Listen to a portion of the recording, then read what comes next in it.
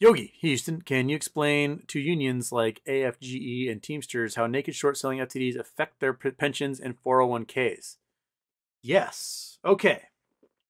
Members of unions, people who have pensions and 401k accounts, your retirement, you go out, either you purchase the stock or the pension plan purchase the stock, because I've got some sort of manager who manages that accounting.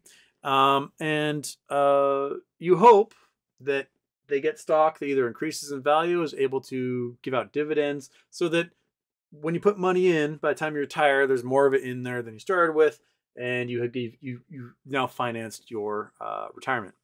All right, so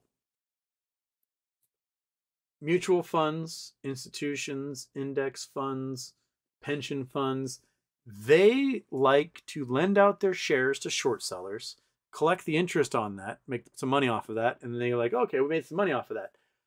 But they never take into consideration that when they lend these shares out, the shorts have a plan to drive the value of that stock down to hopefully nothing, right? They want to drive down to zero, because if they can drive it down to zero, then they don't have to pay any taxes on their short sales. They don't have to return any shares. So they're totally cool.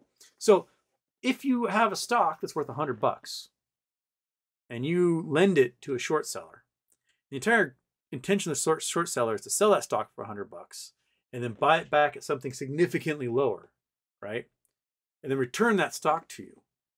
Then the stock that you bought for $100, by the time you get it back, is worth significantly less than the $100 that it was before.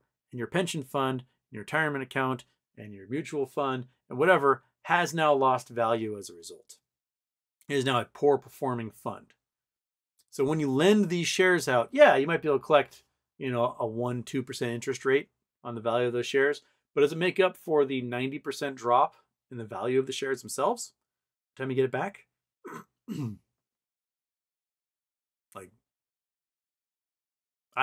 I don't see the upside to anyone lending out shares unless they know the short hedge fund is so stupid that those shares are going to be worth more by the time they give them back.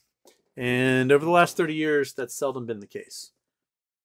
So why do it? Why give them the ammo to destroy the value of your own fund for a few bucks? Pittance. This whole cost to borrow at 300% thing is a rare situation. Oh, sneeze coming on. Come on, sneeze. Oh, excuse me. Feel that one coming.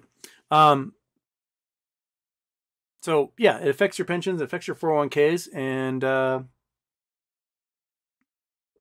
stop giving them ammo. Right? You aren't making enough money off of it by lending to them. You aren't. You're just losing the value of your stocks. Okay.